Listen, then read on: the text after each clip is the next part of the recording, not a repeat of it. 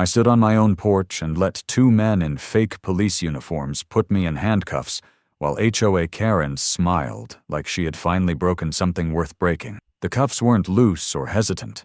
They were snapped on with deliberate force, metal biting into skin as neighbors slowed their cars and pretended not to stare. HOA Karen didn't hide her satisfaction, didn't pretend this was routine or unfortunate. She enjoyed it openly, chin lifted, arms folded, eyes fixed on me like a trophy she had been chasing since the day I moved in. The men announced I was being detained for community violations, and they said it with the kind of confidence that only comes from believing no one will challenge you. They were wrong. I didn't argue, didn't ask questions, didn't resist. I kept my hands still and my voice calm, while the cuffs clicked closed and the illusion hardened around them. HOA. Karen leaned in close enough for me to smell her perfume, that sharp, expensive scent people wear when they think power makes them untouchable. She told me this was what happens when someone refuses to respect the neighborhood. She said it loudly, for the benefit of anyone listening. She wanted witnesses. She wanted humiliation. She wanted control. I let her have the moment. The uniforms were wrong in ways most people would never notice. The badges were close, but not exact. The phrasing was sloppy. The posture was all borrowed confidence and no discipline. They kept looking at HOA Karen for cues, tiny glances they thought no one would catch. That alone told me everything I needed to know. Real authority never looks sideways for permission. It doesn't need to. They guided me down the steps, like this was routine, like they'd done it 100 times before, but their hands betrayed them, too tight on the arm, too eager. Men who enjoy pretending to be something they're not always overplay it. HOA? A Karen followed a few steps behind, still smiling, still watching my face for a crack that never came. That bothered her more than any protest would have. Before we move forward, drop a comment. Where are you watching from and what time is it right now? As they walked me toward the vehicle, HOA Karen began listing my supposed violations, like a prosecutor delivering a closing argument she'd rehearsed for weeks. Grass height, trash placement, architectural compliance. Each word was meant to sound official, final, absolute. None of it mattered. What mattered was that she had crossed a line she didn't understand existed. She thought she was escalating pressure. In reality, she was signing her own confession in front of witnesses. I could feel eyes on my back from behind curtains and windshields. Fear does that to people. It makes them watch quietly and hope the target isn't them. HOA Karen thrived on that silence. She had built her little kingdom on it, rule by red paper and whispered threats, conditioning people to believe resistance would only make things worse. She had no idea how fragile that structure really was. The men opened the back door of the vehicle and guided me inside. The seat was hard plastic, the kind meant to remind you that you're not in control anymore. HOA Karen stood just outside the open door, leaning in slightly, savoring the view. She told me this could all go away if I learned my lesson. She said it softly, almost kindly, like she was offering mercy.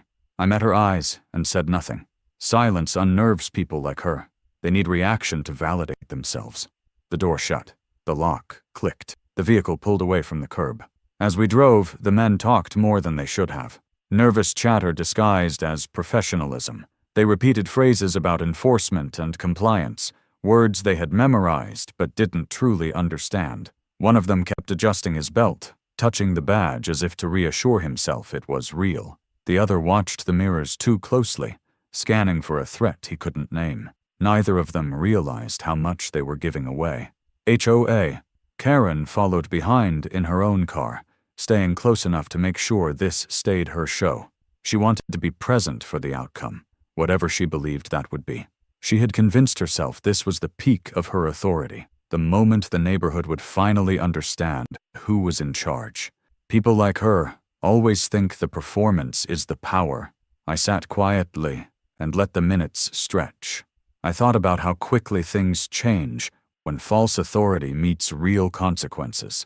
How confidence evaporates the moment questions are asked by someone who doesn't care about your titles or your tone. HOA Karen had spent years bullying people who didn't know how to push back. She had never encountered someone willing to let her go all the way. The vehicle turned. slowed, then stopped. Doors opened, voices shifted. Something in the air changed, subtle but unmistakable. The men went quiet.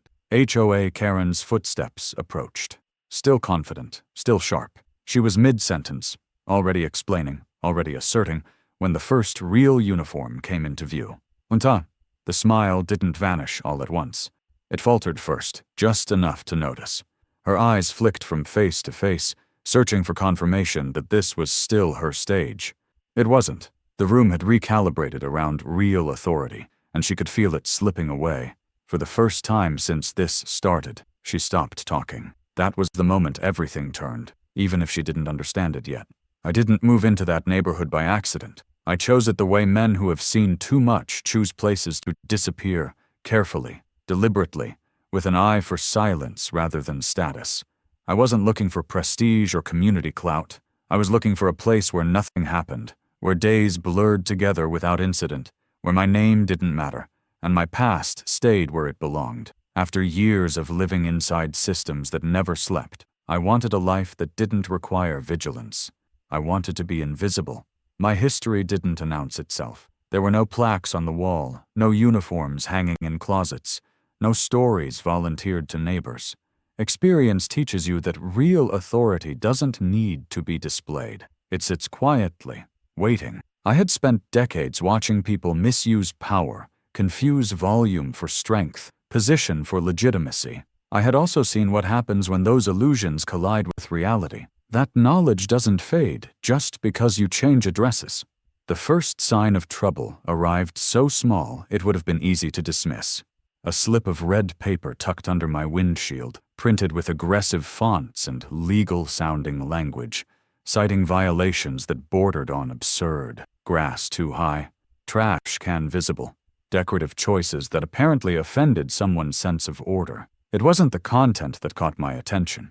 It was the tone. It was written to intimidate, not inform. Written by someone who expected obedience, not discussion. Or, I recognized the pattern immediately, even if I chose not to act on it yet. Paper authority always comes first.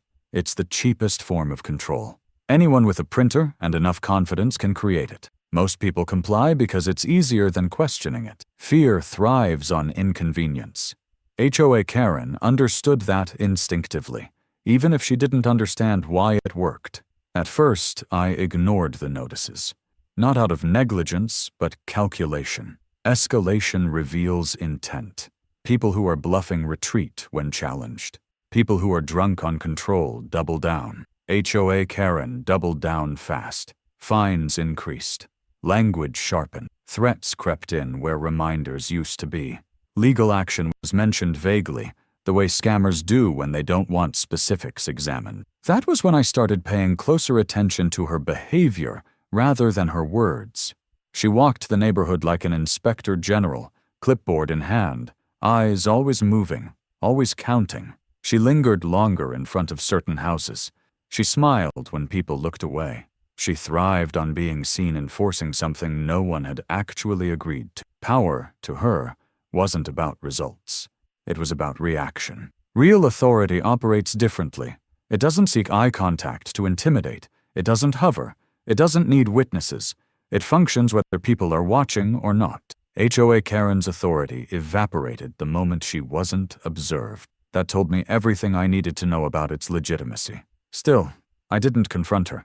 Direct confrontation is what people like her expect. They rehearse for it. They build entire identities around winning those exchanges. Denying them that satisfaction is far more disruptive. So I stayed silent. I paid nothing. I responded to nothing. I let her imagination fill the gaps.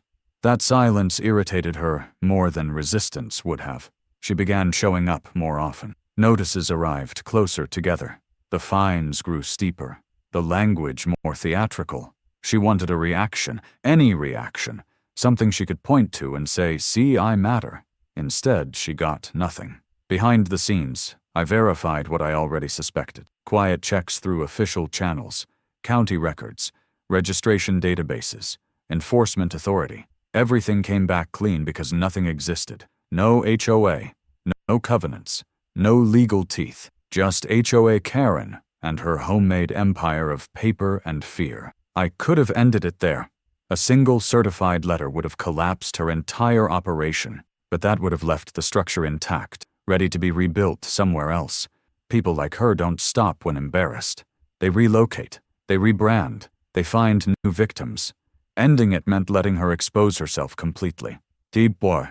Authority, real authority, isn't about stopping the first violation. It's about allowing patterns to reveal themselves so consequences are unavoidable. HOA Karen was incapable of restraint. Her need for control guaranteed escalation. All I had to do was let her go far enough that there would be no ambiguity left. When she decided to involve fake law enforcement, she thought she was reaching the height of her power. In reality, she was stepping into territory she didn't understand, governed by rules she had never bothered to learn. She confused appearance with substance, theater with jurisdiction. That mistake would cost her everything. By the time she sent those men, the outcome was already decided. She just didn't know it yet. HOA. Karen didn't build her power overnight. She assembled it piece by piece, testing limits, learning where people folded, and exploiting every hesitation she found. What looked from the outside like a busybody with a clipboard was, in reality, a system operator running a very small but very effective intimidation machine. She understood something most bullies do. Authority doesn't need to be real. It just needs to be believed long enough to extract compliance. Her structure was simple and entirely centered on herself. There was no board worth mentioning, no votes, no transparency. Everything routed back to HOA Karen. She wrote the notices. She interpreted the rules. She decided when something was a warning and when it was a threat. That concentration of control wasn't accidental. It was the point. The fewer people involved, the fewer chances for dissent. The abuse always followed the same progression. First came the notice, phrased politely enough to sound legitimate, but firm enough to unsettle. Then came the follow-up, harsher, louder, with a deadline attached. After that came the threat of escalation, vague references to legal action, enforcement, or liens, never specific enough to be challenged easily, but specific enough to frighten people who didn't know better. By the time most residents realized something wasn't right, they were already conditioned to comply. She was selective in her targeting. Families with limited time, elderly residents, people new to the neighborhood who didn't yet know what was normal. She avoided anyone who asked too many questions or pushed back early. Bullies don't want resistance. They want yield. HOA Karen was efficient about it. What made her operation effective wasn't sophistication. It was persistence. She showed up repeatedly. She made herself unavoidable. People would see her walking the street, stopping, writing, watching. The presence alone was enough to keep most in line. Fear doesn't require constant reinforcement once it's established. It just needs reminders. She also isolated people deliberately. Notices warned residents not to discuss violations publicly. She framed communication as disruptive, claimed it undermined community harmony. Anyone who complained was labeled difficult. Anyone who asked questions was accused of non-compliance. Over time, neighbors stopped talking to each other about her altogether. Silence became the norm. That silence protected her. It made each victim feel like an exception instead of part of a pattern. She thrived in that gap, presenting herself as the reasonable authority dealing with unreasonable individuals. The irony was that the more she abused her position, the more she believed her own narrative. People like her mistake lack of resistance for validation. The fines were the real lever, not because of the amounts, but because of the escalation. $50 became $100, $100 became $300. Late fees appeared. Administrative fees followed. None of it was grounded in law, but it didn't need to be. Most people don't know the difference between a real lien threat and a fake one until it's too late. HOA Karen counted on that ignorance. She kept meticulous records, or at least she thought she did. Spreadsheets, folders, copies of notices. What she didn't understand was that documentation cuts both ways. Every piece of paper she generated strengthened her illusion of authority while simultaneously building the case against her. She was archiving her own downfall. The more compliant people were, the bolder she became. She started enforcing arbitrary aesthetic rules, door colors, yard decorations, outdoor furniture placement, anything that allowed her to assert dominance. The rules shifted constantly because consistency wasn't the goal, control was. If people couldn't predict what would trigger enforcement, they stayed anxious. Anxiety made them obedient. She justified everything with language about property values and community standards. Those phrases sound responsible on the surface, which is why she used them constantly. In practice, they were shields. Any objection could be reframed as selfishness or disrespect for the neighborhood. It was social pressure weaponized. Behind closed doors, people resented her. Openly, they complied. That gap is where she lived comfortably. As long as frustration stayed private, she remained untouchable. What she didn't account for was someone willing to let her push far enough that the gap would collapse entirely. When she turned her attention fully toward me, she treated it like a campaign. Notices arrived faster. The language grew sharper. She began implying that enforcement would involve outside authority. She wanted to make an example out of me. She wanted the neighborhood to see what happened when someone didn't bend. She didn't realize she had finally chosen the wrong target. By the time she decided to escalate beyond paper and intimidation, her structure was already overstretched. It depended entirely on belief, and belief is fragile when exposed to light. Sending fake cops wasn't just an escalation, it was a structural failure. She moved from psychological pressure into criminal action without understanding the difference. That decision marked the beginning of the end. Everything she had built required plausible deniability. Fake law enforcement erased that. It turned her quiet abuse into a public spectacle. It gave witnesses context. It gave victims courage. It gave consequences somewhere to land. HOA. Karen believed she was tightening her grip. In reality, she was breaking it. The moment I decided not to confront HOA Karen directly was the moment this stopped being a neighborhood annoyance and became a controlled dismantling. Exposure without proof is noise. Proof without timing is wasted. I needed both, and I needed them to converge in a way that left no space for reinterpretation. HOA Karen had spent years operating in the gray area where people doubt themselves more than they doubt authority. I was about to drag her into daylight. I started where truth is boring and absolute. County records, property plats, incorporation filings, enforcement authority registries, the places where real power leaves a paper trail whether it wants to or not. I didn't announce what I was doing. I didn't threaten. I didn't hint. I simply checked. The results were exactly what instinct had already told me. There was no homeowners association, no covenants filed with the land records, no governing documents attached to the subdivision, no enforcement authority granted to anyone. HOA Karen's entire operation existed only because no one had forced it to collide with fact. That confirmation wasn't satisfying. It was clarifying. Knowing something is fake is different from proving it's criminal. What she was doing went beyond nuisance the moment money changed hands under threat. The moment she used impersonation language. The moment she implied consequences she couldn't legally impose. Each step narrowed the margin for excuses. I began documenting everything with intention, every notice photographed, every envelope preserved, every interaction logged with time and context. I recorded audio when she spoke to me. I saved voicemails. I archived emails. I didn't respond to any of it. Silence kept her talking. People who think they're in control always explain themselves more than they should. She noticed my lack of reaction and interpreted it the only way she could, as defiance. Her tone shifted from administrative to personal. The notices stopped pretending to be procedural and started sounding punitive. Words like compliance and enforcement appeared more often. Legal action became a refrain. She wanted to scare me into acknowledging her authority. She didn't realize she was writing my case for me. I spoke quietly with neighbors, not as an organizer, not as a crusader, but as someone asking neutral questions. Had they received notices? Had they paid fines? Had anyone ever challenged her successfully? The answers came hesitantly at first, then more freely, as people realized they weren't alone. Patterns emerged quickly. The same language, the same escalation, the same fear of consequences no one could clearly define. Some residents had paid thousands over the years just to keep her away. Others had altered their homes against their own wishes to avoid attention. A few had moved. None of them had ever seen proof of her authority. They had only seen confidence. That was the common thread. The most telling detail was how she reacted when asked simple questions. Where are the bylaws filed? Who oversees enforcement? What appeals process exists? She never answered directly.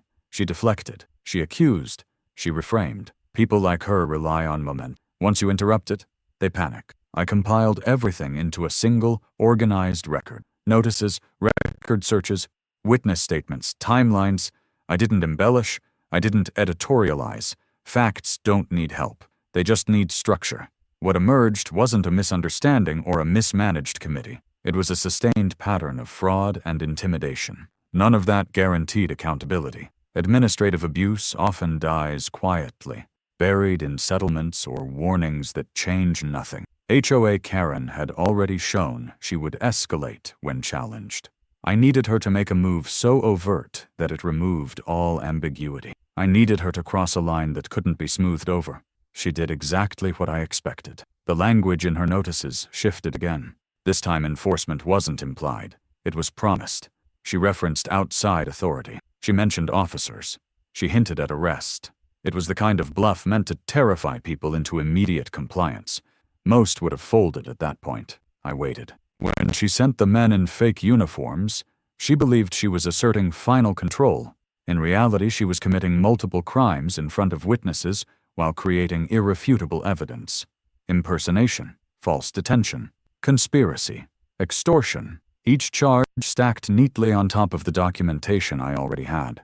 I allowed it to play out because stopping it early would have limited the scope. Letting it happen exposed the full mechanism. Neighbors saw the uniforms. They heard the claims. They watched her smile while authority was abused. That mattered more than any document. By the time the real police arrived, the narrative had already collapsed. The men couldn't explain themselves. Their story shifted with every question. HOA Karen's confidence evaporated the moment she realized the room no longer believed her. The proof didn't need to be argued. It had unfolded in real time. Everything she had done quietly for years was suddenly visible. The fear she relied on broke instantly once people saw how fragile her authority really was. Silence turned into statements. Isolation turned into corroboration. Her entire operation unraveled in hours because it had never been rooted in anything solid. When I handed over my documentation, it wasn't dramatic. It didn't need to be. The officers recognized the pattern immediately. They had seen variations of it before. What they hadn't seen often was someone patient enough to let it fully expose itself. HOA Karen believed proof was paperwork she controlled. She never considered that proof could be patience, restraint, and timing. By the time she understood, it was far too late to matter. The moment real authority entered the scene, the entire atmosphere shifted in a way that no amount of pretending could counteract. The men who had walked me in moments earlier with puffed chests and borrowed confidence went rigid, their bodies betraying them before their mouths did. Their hands loosened, their posture collapsed inward. People who rely on costumes feel naked the instant the real thing appears. HOA Karen felt it too, even before she understood it. Her smile, which had been fixed and deliberate for the benefit of the neighborhood, froze in place as if her face hadn't yet received the message her instincts were already screaming. The first uniformed officer didn't raise his voice. He didn't posture. He didn't need to. He asked a single question, calm and procedural, about jurisdiction. One of the fake officers tried to answer too quickly and got it wrong. The second corrected him and made it worse. HOA Karen stepped forward instinctively, inserting herself where she had always done best, speaking over others, asserting control through volume and certainty. She announced that this was a community matter, that enforcement authority had already been established, that everything was handled. She said it like a decree. It landed like a lie. The officer asked her to step back, not harshly, not aggressively, simply as a matter of procedure. That request alone rattled her. No one had ever told her to step back before. She hesitated just long enough for everyone watching to notice. That hesitation cracked the illusion more effectively than any accusation could have. When she finally complied, it wasn't gracefully. It was stiff, resentful, confused. Questions followed. each one stripping away another layer of her performance. Who employed these men? What agency they represented? Under what statute they were operating? Each answer came slower than the last, and none of them held up. The fake officers contradicted each other. HOA Karen tried to correct them, then stopped when she realized she was exposing herself. Her confidence collapsed into irritation, then into something sharper and more desperate. Neighbors had gathered by then, not in a crowd, but in clusters. People standing on porches, people leaning out of windows, people who had received those same red notices and swallowed their anger quietly. They watched now, silent, as the authority they had feared unraveled in real.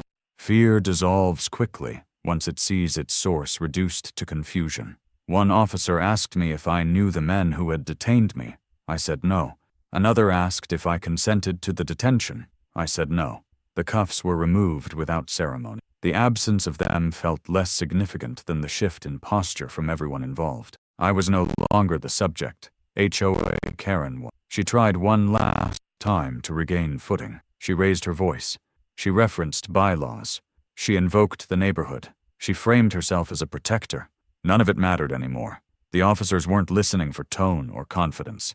They were listening for facts, and facts were nowhere to be found on her side. When one of the fake officers finally admitted they were hired directly by HOA Karen, the silence was immediate and absolute. It wasn't dramatic. It was heavy, the kind of silence that falls when people realize something irreversible has just been said. HOA Karen's mouth opened as if to interrupt, then closed again. For the first time since I had met her, she had no words ready. The officer asked her to confirm the statement. She didn't answer right away. She looked around instead, scanning faces, searching for support, for recognition, for someone who might still be intimidated enough to help her. No one moved. No one spoke. The neighborhood that had once avoided eye contact now watched openly. Her power depended on isolation. Isolation had just vanished. She denied it weakly. The denial didn't matter. The damage was done. The officers separated everyone, took statements, documented names.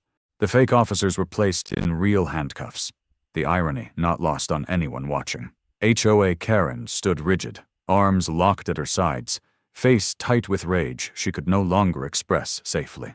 As she was escorted away from the center of the scene, not arrested yet but no longer in control, her gaze flicked toward me once more. There was no anger in it, no defiance, just calculation failing in real time. She had built her authority on certainty, and certainty had abandoned her completely. By the time the vehicles pulled away, the neighborhood didn't look the same, not because anything physical had changed, but because everyone had seen the truth exposed at once. HOA Karen hadn't lost an argument. She had lost the narrative, the fear, the illusion, publicly, permanent. She never addressed the neighborhood again after that. She didn't send notices. She didn't walk the street. She didn't attempt explanations. The collapse had been too complete, too visible. Authority that survives on performance cannot recover from being unmasked in front of its audience. That was the moment her reign ended, not with shouting or revenge, but with quiet procedural reality closing in around her, while everyone watched. The street did not celebrate when it was over. There were no signs, no meetings, no speeches congratulating anyone for surviving something that never should have existed. The absence of noise was the only marker that mattered. Where there had once been tension, there was now nothing pressing against the air. People stepped outside without scanning. Cars rolled past without slowing. The ordinary reclaimed the space without asking permission. HOA Karen's name stopped appearing first. It vanished from mailboxes, from conversations, from the edges of complaints whispered over fences. When people spoke about the past at all, they did it briefly, as if recounting a storm that passed, and didn't need to be studied anymore. No one asked where she went. No one needed to know. The removal was complete enough to make curiosity unnecessary. The routines that returned were small and unremarkable. Lawns grew and were cut without measurement. Trash cans lingered where they lingered. Doors stayed the colors people wanted them to be. Decorations appeared and disappeared according to seasons rather than permission. These were not acts of rebellion. They were the restoration of normal life, and that made them permanent. I sat on the same porch where the cuffs had closed around my wrists months earlier. The wood creaked the same way it always had. The street looked unchanged, which was the point. Nothing about the environment needed to remind anyone of what had happened. The victory was in how forgettable the aftermath became. Real consequences do not linger theatrically. They conclude and then withdraw. Karen did not get a farewell, did not get a final word, did not get to reframe herself as misunderstood or overly passionate. There was no redemption arc waiting to be discovered later. She did not earn one. She exhausted her relevance and then lost it. The neighborhood did not replace her with another authority figure. There was no vacuum to fill. Her control had been artificial, dependent on fear rather than function. Once fear disappeared, nothing remained that needed managing. People handled their own lives without guidance, just as they always had before she decided to interfere. Every system she attempted to impose failed the moment she was removed from it. There were no loyalists defending her absence, no rules missed, no structure mourned. That was the clearest proof of what she had been. Power that vanishes without resistance was never power at all. Occasionally, someone new would move in and ask casual questions about the area. The answers were always simple: quiet street, no HOA, easy living. The past did not require explanation. The story did not need retelling. The lesson was already embedded in the absence of problems. I never saw HOA Karen again. There was no crossing of paths at a store, no moment of recognition across a parking lot, no opportunity for confrontation or closure. That suited me fine. Closure is something people like her seek when they want it. Denying it is the final boundary. The silence that followed was stable, not fragile. It did not depend on vigilance or reminders. It existed because the threat that once occupied the space had been removed entirely, not managed, not reformed, not redirected, erased. Time continued without interruption. Seasons passed. The street aged naturally instead of tensely. People grew comfortable enough to forget why comfort had once been impossible. That forgetting was the final outcome. When a tyrant becomes forgettable, the damage they caused no longer defines the space they tried to own. I remained where I had always intended to be, not as a symbol, not as a protector, just as another person living without interference. The role HOA Karen tried to force onto me dissolved along with her authority. There was nothing left to oppose because there was nothing left to threaten. The porch remained a porch. The street remained a street. The neighborhood belonged to no one in particular, which meant it belonged to everyone equally. That balance did not need enforcement. It sustained itself. HOA Karen did not fade gradually. She ended abruptly and stayed ended. No echoes followed her. No warnings were required to keep her from returning. The mechanisms that allowed her to exist were dismantled so thoroughly that replication became impossible. That was the true victory. Not humiliation, not punishment, not spectacle, just the permanent removal of someone who mistook fear for consent and silence for agreement. The street did not remember her. HOA Karen went dead silent.